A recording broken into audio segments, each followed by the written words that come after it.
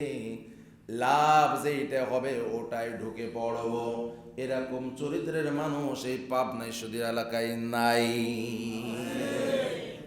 আছে? কথা বলেন। যশোরেও আছে না? সব জায়গায় আছে, সব জায়গায় আছে। মানে অপেক্ষায় বসে আছে কোন পাশে গেলে কোন দলে নিজেকে সম্পৃক্ত করলে লাভবান হওয়া যাবে। সুবিধাভোগী, সুবিধাবাদী এরা। এরা ইসলামের সাথেও সম্পর্ক 100% করে না, আবার কুফুরকেও 100% ছেড়ে দেয় না।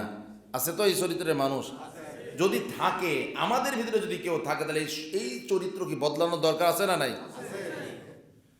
ভাইয়েরা আমার, যে চামড়া বা গরু ছাগলের চামড়ার ব্যবসা যারা করে, এই মার্কেটের পাশ দিয়ে যদি যান, আপনি নিঃশ্বাস নিতে পারবেন না, এত গন্ধ, দুর্গন্ধ বের হয়। কিন্তু তারপরেও দেখা যায় ওর ভিতরে কিছু মানুষ দাঁড়িয়ে চামড়া বিক্রি করতেছে, আবার কেউ কিনতেছে, ওদের নাকে আঙুল দেওয়া লাগতেছে না? আছে না নাই? ওর ভিতরে তো চামড়া ব্যবসায়ীরা চামড়া ব্যবসা করতে বেচতেছে, কিনতেছে। কেন? আপনার গন্ধ লাগলো, সে মানুষ না? তার ঘ্রাণ শক্তি কি নষ্ট হয়ে গেছে? কথা বোঝেননি মনে হচ্ছে। যারা বেচা কিনা করতেছে ওই বাজারে, আপনি তো একবার যাচ্ছেন কোনো কারণে, পাশ দিয়ে গন্ধে নাক আপনি যেতে পারতেছেন না। কিন্তু যারা সেখানে আছে বেচা কিনা করতেছে, ওরা মানুষ না? ওদের জ্ঞান শক্তি নষ্ট হয়ে গেছে। এর মানে হলো কোন পরিবেশের সাথে থাকতে থাকতে মানুষ ওটা নিজের সাথে মানিয়ে নেয়, নিজেকে তার সাথে মানিয়ে নেয়। ঠিক না? কথা বলেন। প্রথম মদ 2-1 সিপি খাইতে পারে না, গন্ধ লাগে, মাথা করে মাতলামি করে। কিন্তু অভ্যাস হয়ে গেলে বোতল বোতল ঝাড়লেও কিছু হয় না, অভ্যাস হয়ে গেছে। এই জন্য কিছু মানুষ অপরাধ করতে করতে এই পর্যায়ে চলে যায়, ওটা অপরাধ, এই বোধই ওদের ভিতরে থাকে না। কথা বলেন। এত অপরাধ প্রবণ হয়ে যায়, অপরাধ করে কিন্তু ওটা অপরাধ এটা মনে করে না। আল্লাহ তাআলা বলেন,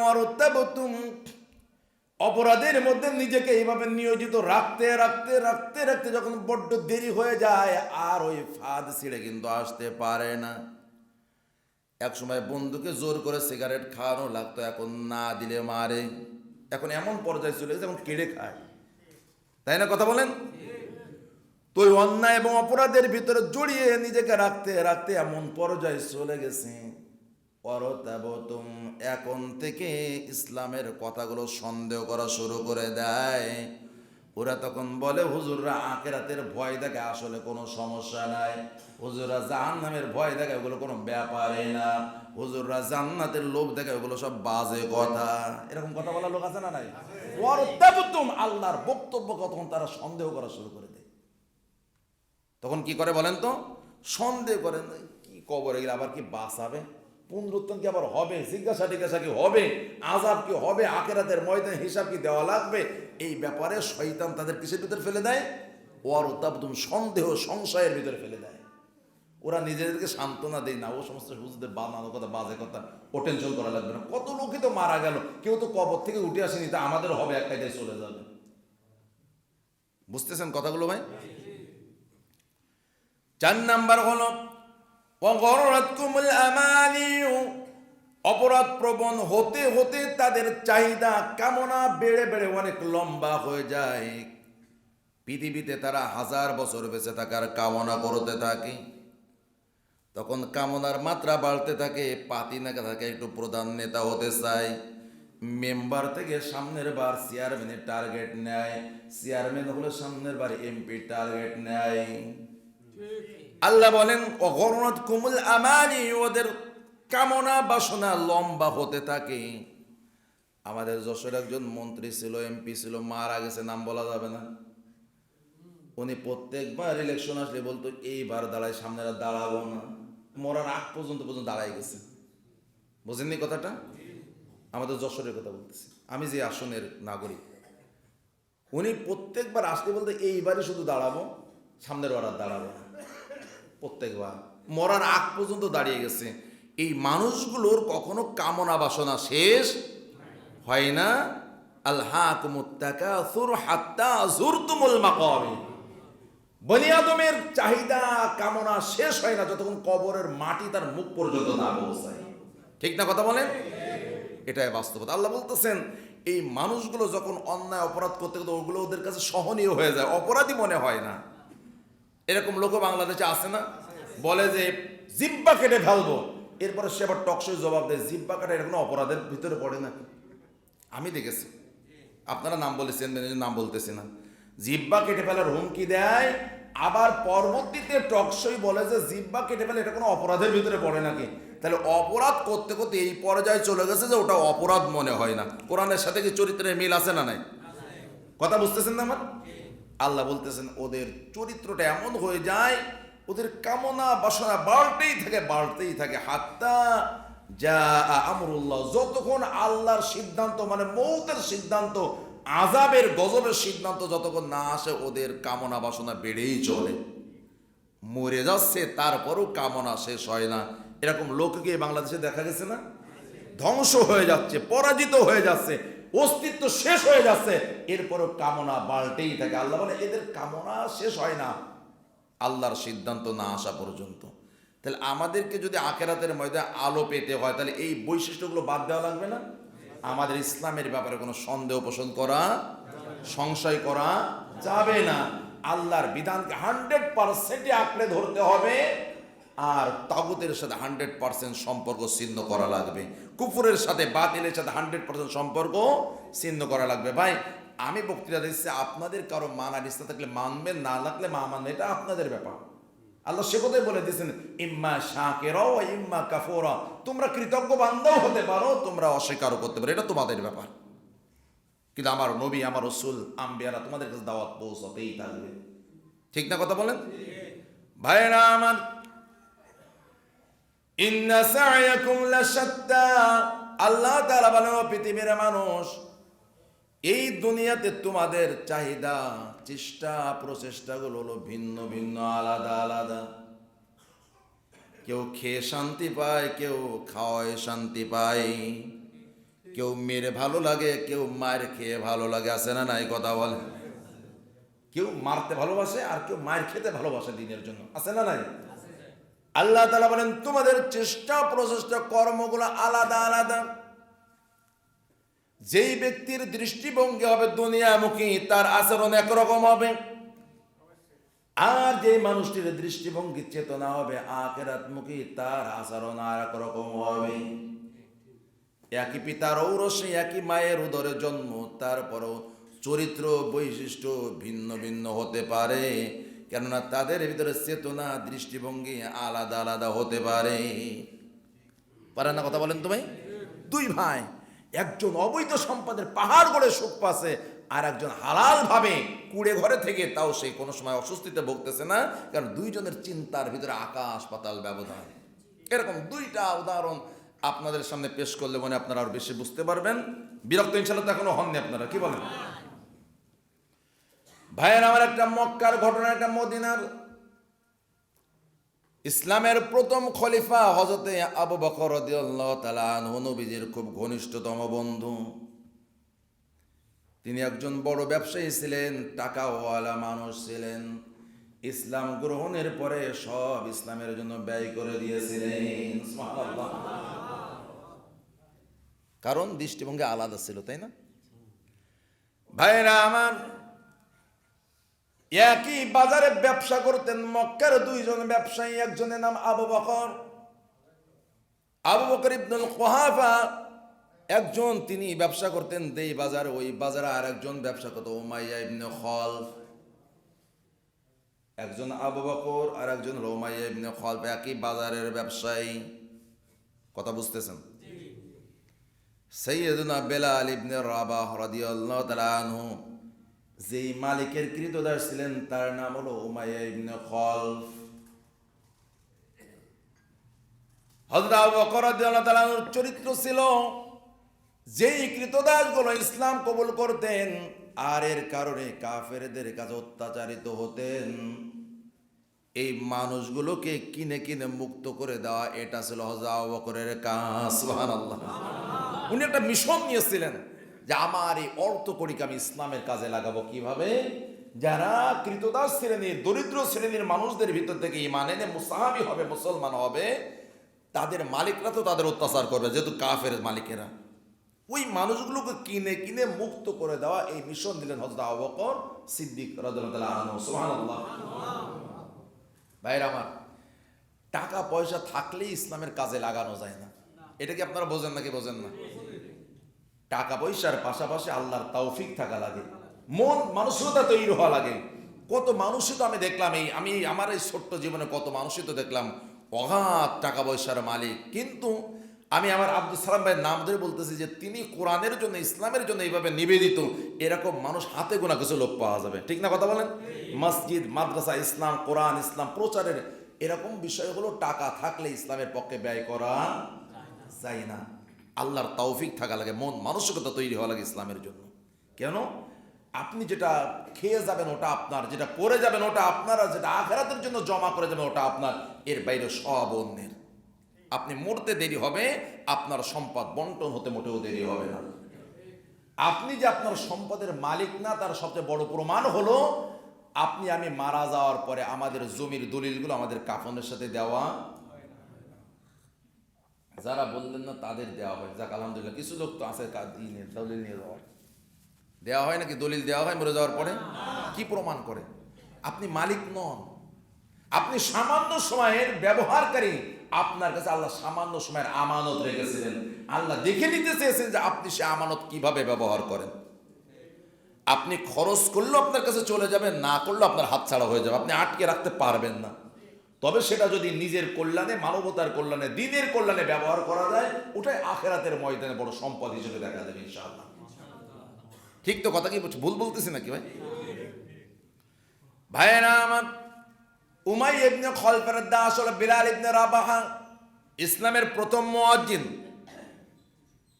চেহারাটা খুব ভালো সুন্দর দেখাতো না, উচ্চতার দিক থেকেও খুব উঁচু লম্বা ছিলেন তাও নয়, খুব সুন্দর অবকাঠামো তাও নয়। কিন্তু এই মানুষটির পায়ের আওয়াজ সাত আসমানের উপরে চলে গেছে। সুবহানাল্লাহ। তার কারণ হলো তার দেহের কারণ নয়, তার ভিতরে যেটা আছে এর কারণে পায়ের আওয়াজ সাত আসমানের উপরে যায়। বিশ্বনবী মিরাজের সফর থেকে ফিরেছে, বললেন বিলাল কি ব্যাপার? জিবরিল আমিন যখন আমার থেকে আলাদা হয়ে গেল, সিদরাতুল মুনতাহা পর্যন্ত গিয়ে বলল, ও আল্লাহর হাবিব, এই পর্যন্ত আমার শেষ সীমানের উপরে যেতে পারবো না, আমাকে একা একা ছেড়ে দেওয়া হলো। আমার বড় ভয় লাগতেছিল। তখন আমি অনুভব করলাম আমার পিছনের জন্য আমার বেলাল হেঁটে বেড়াচ্ছে।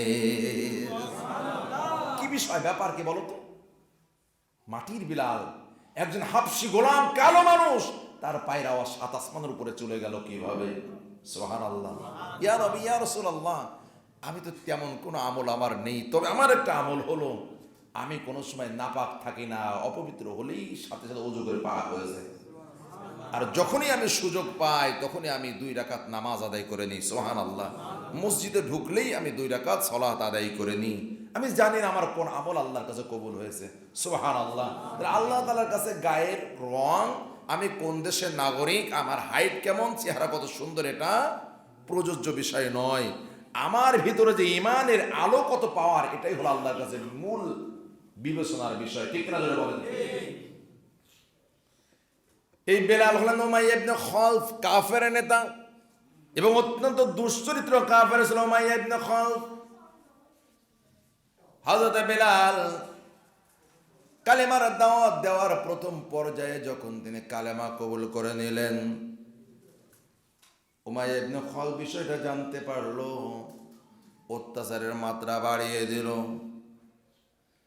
এত এত অত্যাচার করেন, কিন্তু হযরত বেলাল ঈমানকে এমন ভাবে বুঝেছেন, তার দৃষ্টিভঙ্গি আখিরাতের দিকে এমন হয়ে গেছে, মরুভূমির মাঝে বুকে পাথর চাপা দেয়, গরম বালুর উপরে খালি গায়ে ফেলে রাখে, পায়ে রশি বেঁধে ঘোড়ার পিছনে এরকম ভাবে টেনে নিয়ে বেড়ায়, তারপরও মুখ থেকে কখনো আহাদ শব্দ বন্ধ হয় নাই।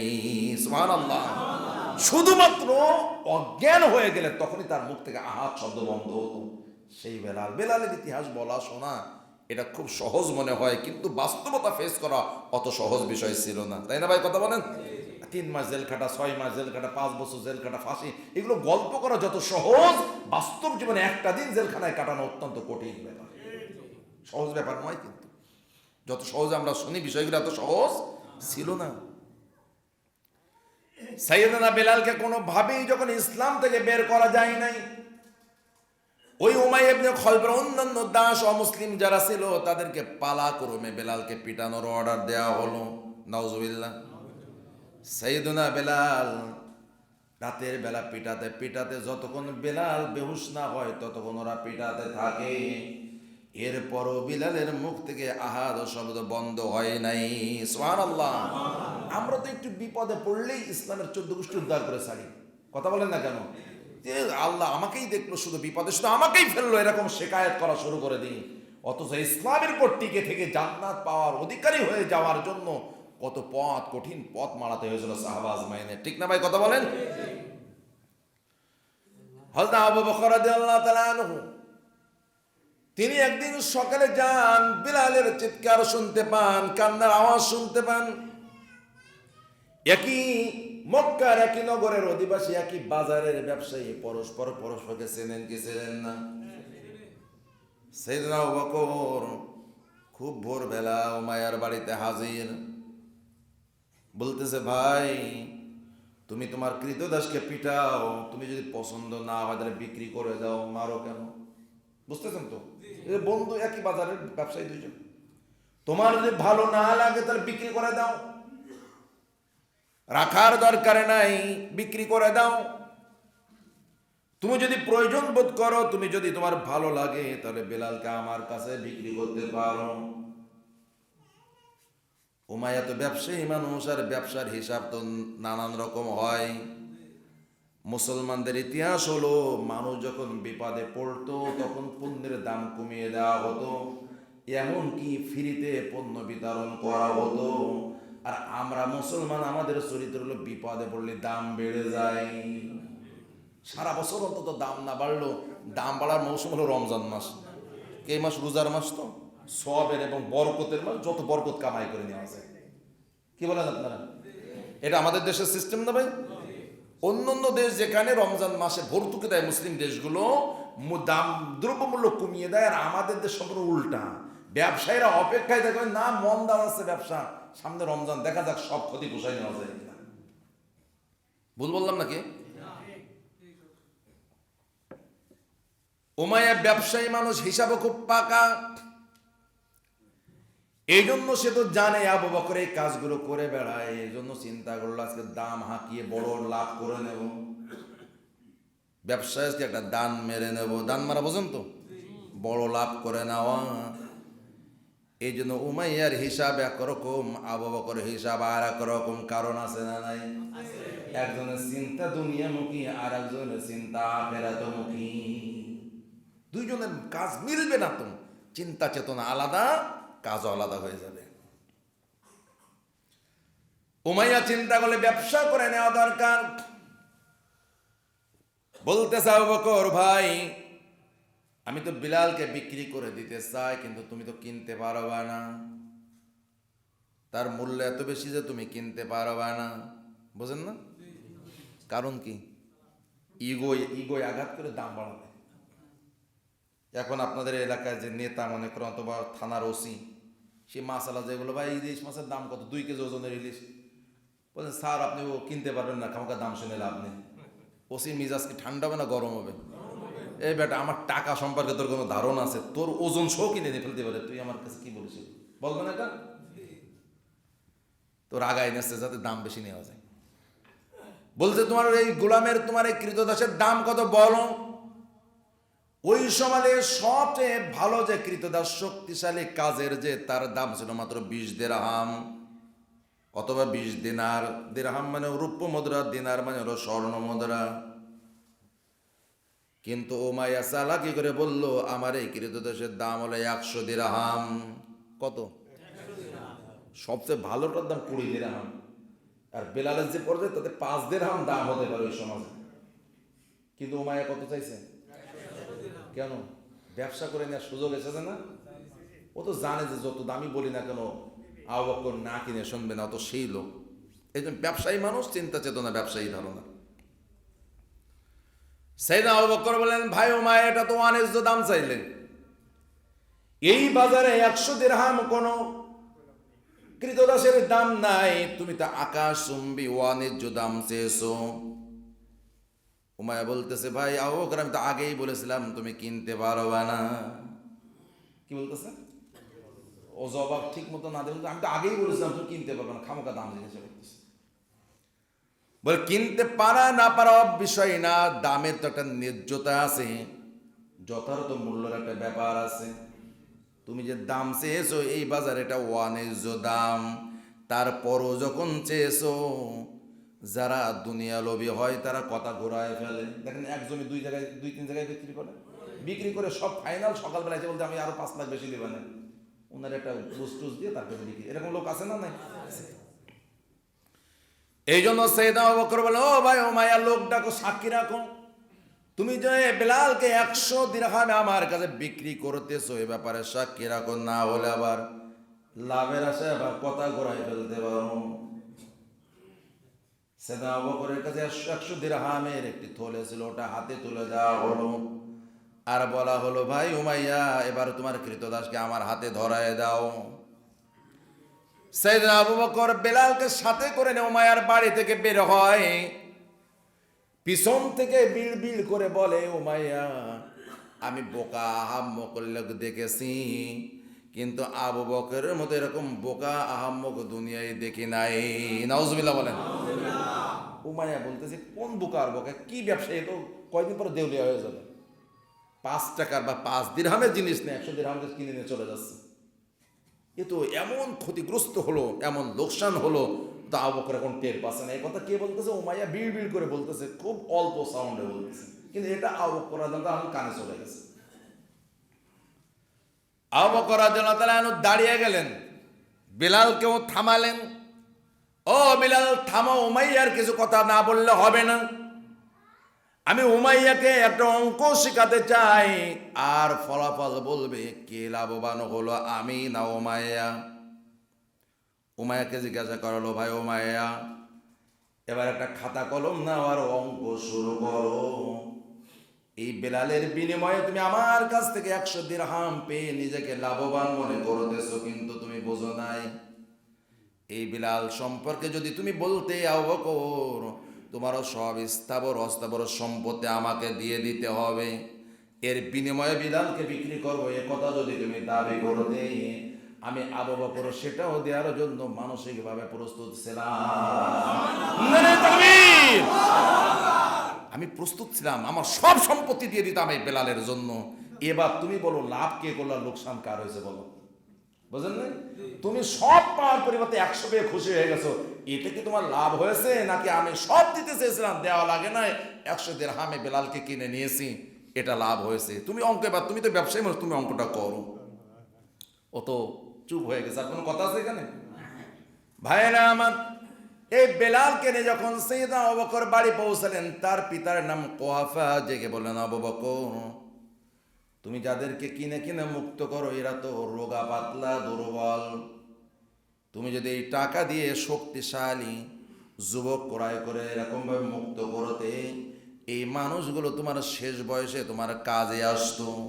মানে এরকম রোগা পাতলা এই ধরনের কৃতদাস নাই করে তুই যদি শক্তিশালী জন তাগড়া এরকম কৃতদাস কিনে কিনে মুক্ত করতো, তাহলে শেষ বয়সে তোমার কাজে আসতো তারা। সাইয়েদনা আবু বকর হেসে দিয়ে বললেন, আব্বাজান আমি এই যা কিছু করি না কেন, এটা আমি দুনিয়ার কোনো স্বার্থ পাওয়ার জন্য করি না, আমি এর সমস্ত ফলাফল আমি আমার মালিকের কাছে পেতে চাই, দুনিয়াতে কোনো লাভবান হওয়ার জন্য আমি এ কাজ করি না। সুবহানাল্লাহ। তাহলে আমাদের দৃষ্টিভঙ্গি যদি আখিরাতমুখী থাকে, তাহলে অনেক বড় বড় কাজ করা আমাদের জন্য সহজ হবে, তাই না?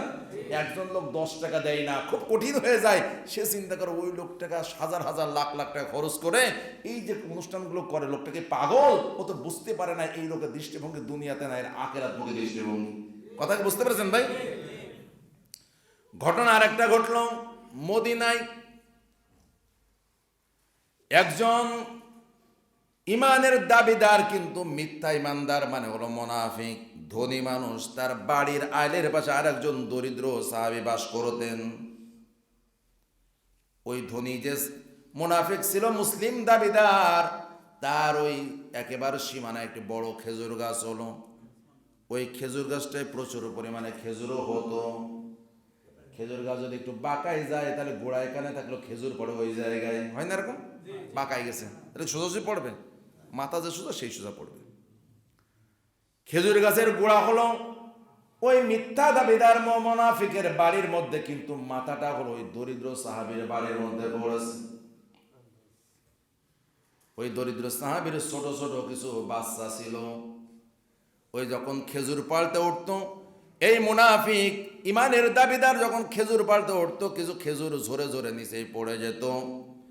গরিব সাহাবীর বাচ্চারা তো বুঝতো না ওটা আমাদের না ওদের, ওরা ছোট মানুষ, এই নিচের খেজুরগুলো নিয়ে ক্ষুধার যন্ত্রণায় মুখে দিত।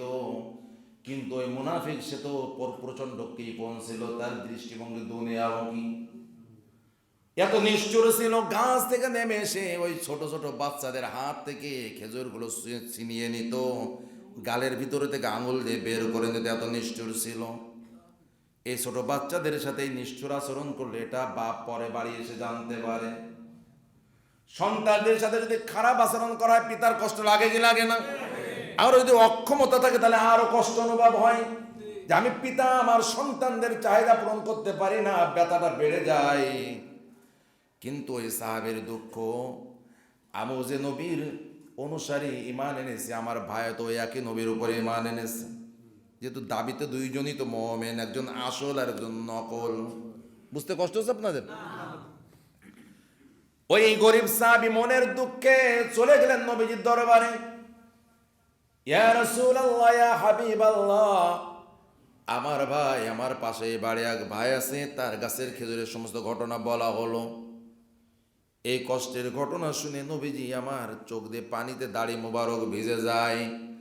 আর গরিব সাহাবীকে সান্ত্বনা দিয়ে বলেন, ভাই তুমি বাড়ি চলে যাও, দেখা যাক আমি কি করতে পারি।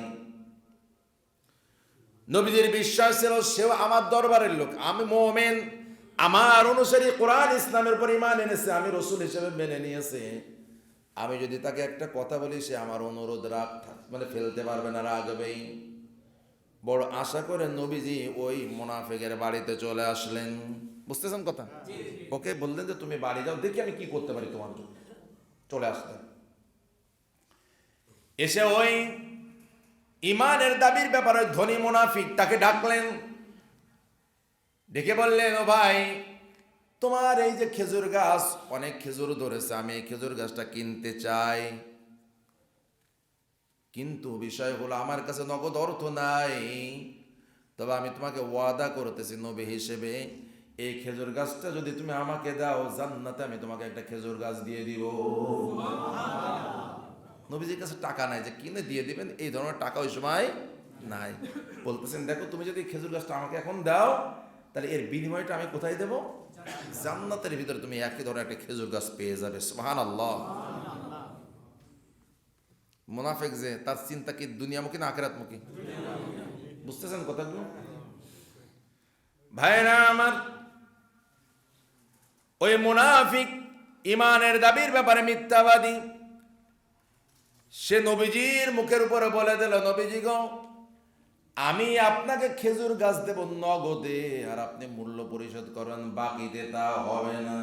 নাউজুবিল্লাহ বলা যাবে না? বুঝতেছেন কথা? আমি নগদে খেজুর গাছ দেব আর আপনি বাকিতে মূল্য দেবেন, এটা হবে না। আমিও নগদে দেব, আপনিও নগদে দেওয়া লাগবে না, অথবা খেজুর গাছ বিক্রি করব না। নবীজি বড় আঘাত পেলেন, তিনি চিন্তাও করেননি যে এরকম উত্তর তার কাছ থেকে আসতে পারে। বুঝতেছেন তো কথাগুলো? এই যে দুইজনের কথা চলতেছিল, কথা শেষ হবার পরে মুনাফিক বাড়ির ভিতরে ঢুকে গেল, নবীজি দাঁড়িয়ে আছেন। এই দুইজনের কথা আবার মদিনার একজন ধনী সাহাবী, নাম হলো আবু দাহদা রাদিয়াল্লাহু তাআলা আনহু। তিনি দূরে দাঁড়িয়ে সব কিছু দেখতেছেন আর শুনতেছেন দূরে দাঁড়িয়ে। নবীজির মুখটা কালো, মন মরা, বেজার হয়ে গেছেন, এটা আবু দাহদা বুঝতে পেরেছেন। এসে বলতেছেন, ইয়া রাসূলুল্লাহ, আমি আপনাদের সব কথা শুনেছি, আপনার কাছে আমার একটা বক্তব্য, আমি যদি ওই খেজুর গাছ এনে দিতে পারি তাহলে কি আপনি জান্নাতের মধ্যে আমাকে একটা খেজুর গাছ, আপনি যে ওয়াদা আমার ওই ভাইয়ের সাথে করেছেন ওই ওয়াদা কি আমার সাথে বলবৎ থাকবে যদি আমি ওই খেজুর গাছ আপনাকে আমি এনে দিতে পারি? বুঝতে কষ্ট হচ্ছে না তখন? ভাইরা আমার, নবীজি বললেন ওই তাকে যদি আমি জান্নাতের খেজুর গাছের ওয়াদা করতে পারি তাহলে তোমার দিতে তো কোনো সমস্যা নাই। সাহাবী বললেন, নবীজি তাহলে আপনি এ বাড়িতে ফিরে যান, আমি চেষ্টা করে দেখি। ওই মুনাফিকের বাড়ি থেকে আবার ডাকাডাকি শুরু হয়ে গেছে, ও ভাই একটু বাইরে আসেন কথা বলবো। ওই মুনাফিক যখন বের হয়ে আসলো, আবু দাহদা রাদিয়াল্লাহু তাআলা আনহু বললেন, ভাই আমি এসেছিলাম, তুমি আমাকে চেনো, মদিনা আমার বাগানের খেজুর গাছের কোনো অভাব নেই, অর্থকড়িরও কোনো অভাব নাই, আমি তোমার কাছে এসেছি তোমার ওই খেজুর গাছটা কেনার জন্য এসেছি। সুবহানাল্লাহ। ব্যবসার নীতি হলো চাহিদা বাড়লে দাম, জানেন না আপনারা ব্যবসা বাণিজ্যেরই কি, চাহিদা বাড়লে একবার নবীজি যে গাছ কিনতে এসেছেন আবার আরেকজন এসেছেন, তাহলে এখন কি একই জিনিসের চাহিদা কি বেশি না কম? ওই মুনাফিকের দৃষ্টিভঙ্গি কি দুনিয়ামুখী না আখিরাতমুখী? ভাইরা আমার, ওই মুনাফিক এবার চিন্তা করলো যখন একই গাছের মালিকানা বা ক্রেতা এত বেশি, তার মানে এই জিনিসের মূল্য আছে, সুযোগ এসেছে, এখনই হলো ব্যবসা করে নেওয়ার সময়, এখনই ব্যবসা করে নেওয়ার সময়। মুনাফিক এবার বলল, ও ভাই আমি তো এই খেজুর গাছ বেচতে চাই, কিন্তু খেজুর গাছের দাম কিন্তু একটু চড়া হবে না, ওই আগের মতো একটু বেশি হবে না দাম, তুমি মনে কিনতে পারবা না, তুমি মনে, যার শত শত বাগান রয়েছে, মানে শত শত গাছওয়ালা বাগান রয়েছে কয়েকটা, তারে বলতেছে তুমি কিনতে পারবে না, তাহলে একটু মিজাজ গরম হওয়ার কথা না? বলেন তো, মানে কি ওই যে বেশি দামে বিক্রি করবে? বলতেছে তুমি বলেই দেখো না, কিনতে পারি না পারি সেটা পরের ব্যাপার, তুমি বলো কত চাও, ভালো করে বোঝেন ব্যবসা কাকে বলে। ওই মুনাফিক বলতেছে এই গাছটা আমি আপনাকে দিতে পারি, এর বিনিময়ে আপনাকে 80টা বড় বড় গাছ দিতে হবে আমার পছন্দ মতো। কয়টা? কয়টার বিনিময়ে? একটার বিনিময়ে। তাহলে খুব ন্যায্য বেচা কেনা হচ্ছে, তাই না?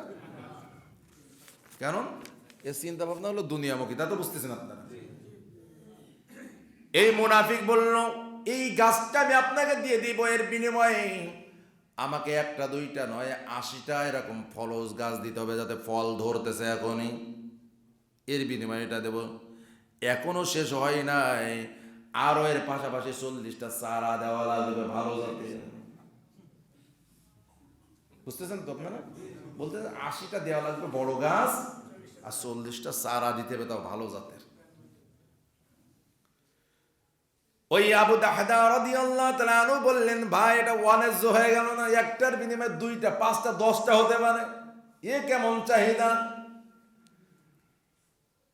ওই মুনাফিক বলল, ভাই আবু দাহদা আমি তো আগেই বলেছিলাম একটু দামটা চড়া বেশি পড়বে, আমি তো জানি তুমি এইটা কিনতে পারবা না। আবু দাহদা বললেন, কিনতে পারবো কি পারবো না ওটা বড় কথা না, তুমি একটা ন্যায্যতা তো আছে। বললেন ঠিক আছে, তুমি তোমার কওমের কিছু লোক ডাকো না, এখন একরকম বলতেছো, লেনদেনের সময় আবার কথা পাল্টে যেতে পারে, সাক্ষী রাখা লাগবে, কেননা একটু পরে আবার বলতে পারো যে না আমি 80টা বলিনি 180টা বলছি, এরকম হতে পারে না, ডাকো সবাই ডাকো। ভাইরা আমার, এই কথা যখন বলা হলো, কিছু লোক ডেকে আনা হলো, কওমের আনা হলো, চুক্তি সম্পাদন হয়ে গেল তাদের সামনে। ওই মুনাফিক ওই আউবাই ওই উমাইয়া ইবনে খলফের মতো মনে মনে বিড় বিড় করে বলতেছে, পাগল দেখেছি তবে আবু দাহাদার মতো পাগল দেখি নাই, এই চড়া দাম চেয়েছে যাতে বেচা না লাগে, কথা কি বোঝেন নাই? ওই অনেক সময় দেখেন না যে মাল বেচবে না এই জন্য উল্টো পাল্টা দাম চেয়ে বসে থাকে যাতে চলে যায় তাড়াতাড়ি, না বেচা লাগে, হয় না এরকম? কয় ভাই ব্যাগ বিক্রি করবো না, কয় না দাম বলেন, তা দেখা গেলো যে 1 লাখ টাকার গরু বলে 2.5 লাখ টাকা লাগবে, ও জানে যে দাম সোনার সাথে দৌড় দেবে, তাই না? এই ও বিক্রি করবে না, এই জন্য এমন অন্যায্য দাম চেয়েছে যে যাতে না কিনতে পারে। কিন্তু আবু দাহাদা তো একটা নিয়ত করে এসেছে, কারণ তার চিন্তা ভাবনা কোনমুখী?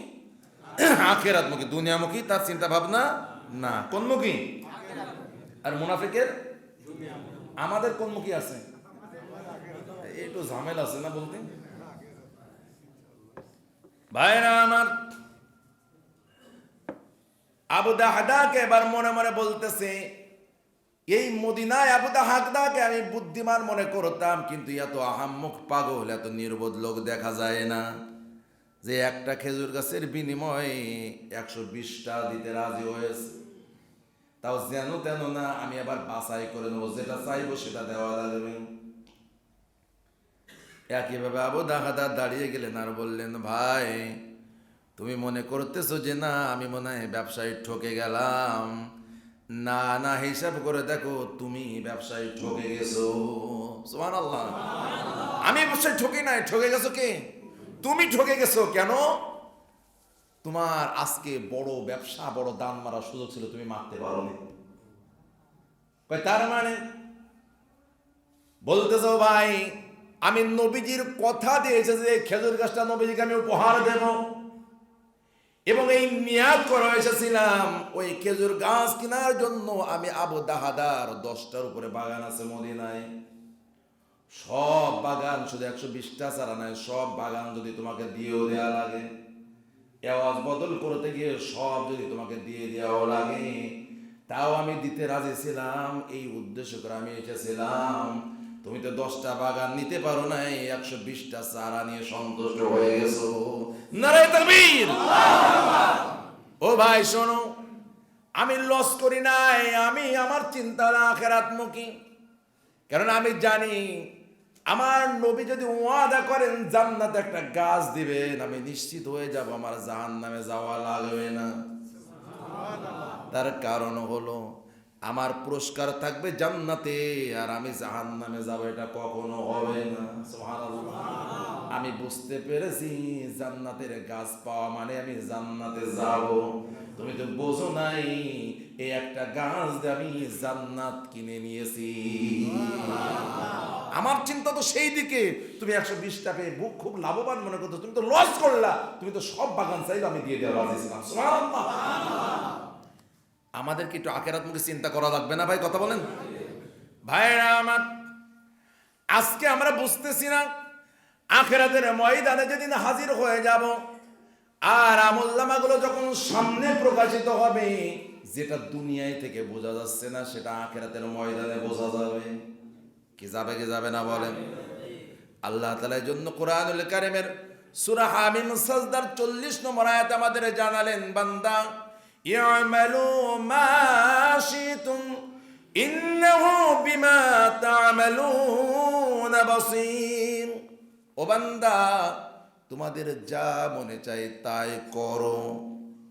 আয়াত যদি এটুক হতো তাহলে তো আমাদের স্বাধীনতা পেয়ে যেতাম। ঠিক না কথা বলেন? ইয়ামালু মানে কি? আমল আছে। ইয়ামাল মানে তুমি করো, আমল করো, কাজ করো। ইয়ামালু মানে তোমরা করো, মানে আমাদের সবাইকে আল্লাহ বলতেছে মাসি তোমাদের মন যা আছে। তাই আমার মন চাচ্ছে নামাজ পড়লাম, মন চাচ্ছে না নামাজ পড়লাম না, মন চাচ্ছে রোজা রাখলাম, মন চাচ্ছে না রোজা রাখলাম না। আপনারা কি বুঝতেছেন আমার কথা? মনে চাচ্ছে সুদ খেলাম বা চাচ্ছে না সুদ খেলাম না। তাহলে আমার ইচ্ছা মতো চলার অধিকার আল্লাহ দিয়ে দিয়েছেন এই আয়াতে, তাই তো? খেয়াল করেন খুব ভালো করে। কোন শিক্ষা প্রতিষ্ঠানের প্রধান হঠাৎ একদিন টিচারদের সব টিচার্স রুমে ডেকে বলতেছেন, শিক্ষক মিলানায়তনে ডেকে বললেন, সম্মানিত শিক্ষক বৃন্দ, এখন থেকে আপনারা যা ইচ্ছা তাই করতে পারবেন। বুঝেন খুব কথা বলেন। যখন ইচ্ছা প্রতিষ্ঠানে আসবেন, যখন ইচ্ছা চলে যাবেন। এভাবে প্রতিষ্ঠান চলে নাকি? প্রিন্সিপাল বলতেছে আপনাদের এখন যা ইচ্ছা তাই করা যাবে। ইচ্ছাতে আসবেন, না হলে আসবেন না। ইচ্ছা হলে দেখা গেলো 10টায় ক্লাস, আপনি 2টোর সময় আসলেন।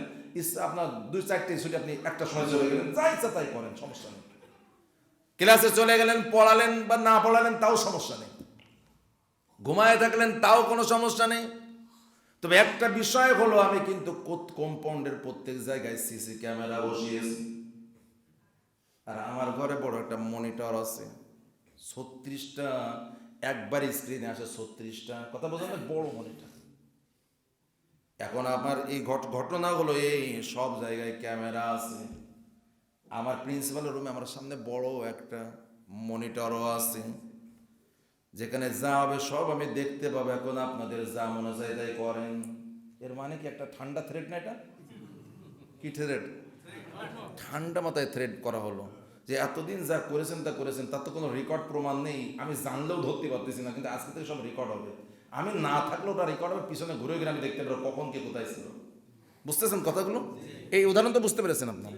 আর আল্লাহ কোরআনুল কারীম উদাহরণ দিয়ে দিয়ে বুঝিয়েছেন। অসংখ্য উদাহরণ আছে কোরআন এবং হাদিসের ভিতরে। আল্লাহ নামাজকে 5 বার গোসল করার সাথে তুলনা করেছেন না? নবীজি আর কি করেছেন? রোজাকে বলেছেন এটা ঢাল স্বরূপ। আছে না এরকম সবগুলো? আল্লাহ কোরআনুল কারীমে কালেমাকে বলেছেন একটা পবিত্র গাছের সাথে তুলনা করেছেন। কি আছে তো? না নাই? অসংখ্য উদাহরণ কোরআনে আছে, হাদিসের মধ্যে আছে। আর ইসলামের বিধানও হলো মানুষকে বোঝাতে হবে উদাহরণের মাধ্যমে। কি বোঝাতে পেরেছেন আপনারা? তাহলে এই উদাহরণটা বোঝা গেছে না? তাহলে এই যে প্রিন্সিপাল সাহেব শিক্ষক শিক্ষিকাদের বললেন যে আপনারা যা করবেন করেন, ক্যামেরা লাগানো আছে, এর মানে কি যাইসা তাই করার কথা বললো না সাবধান করে দিল? এটা তো বুঝেছেন মনে হয়। তাহলে এবার আয়াত বুঝবেন। আল্লাহ তাআলা এবার বলেন ইয়ামালু মা শিতুম, তোমাদের মন যা চায় বান্দা বান্দি তাই করো, তবে মনে রাখবা ইন্নাহু বিমা তা'মালুনা বাসীর, তোমরা যা যা করতেছো আমি আল্লাহ সব দেখতেছি। উদাহরণের সাথে মিলেছে কি মেলে নাই? তোমরা যা করবা করো, তবে একটা জিনিস মাথায় রেখে করবা যে আমি আল্লাহ সব দেখতেছি। আমি যে দেখতেছি না তা না, ইন্নাহু বিমা তা'মালুনা বাসীর, তোমরা যা করো যেখানে করো যতটুকু করো অন্ধকার আলোতে করো সব আমি আল্লাহ দেখতে পাচ্ছি আমি তোমাদের। আল্লাহ এবার বললেন বান্দা শুধু আমি দেখতেছি তা নয়, সব রেকর্ড হচ্ছে। রেকর্ড হচ্ছে না? এই যে আমরা আজকে এই মসজিদের তাফসীর অনুষ্ঠানে আছি, এটা আল্লাহর কাছে রেকর্ড আছে না নাই? শুধু দুনিয়ার ক্যামেরা নয়, এখানে আল্লাহর ক্যামেরাও ওপেন আছে। আছে তো? বিশ্বাস আছে তো? ভাইরা আমার, আল্লাহ তাআলা কোরআনুল কারীমে বলেন ইয ইয়াতালাক্কাল মুতালাক্কিয়ানি আনিল ইয়ামিনি ওয়া আনিশ শিমালি কঈদ মা ইয়ালফিযু মিন কওলিন ইল্লা লাদাইহি রাকীবুন আতীদ। বান্দা ভুলে যেও না তোমাদের কাঁধে দুইজন লেখক আছে, দুইজন সংরক্ষক আছে, সদা সর্বদা জাগ্রত সংরক্ষক রাখা হয়েছে।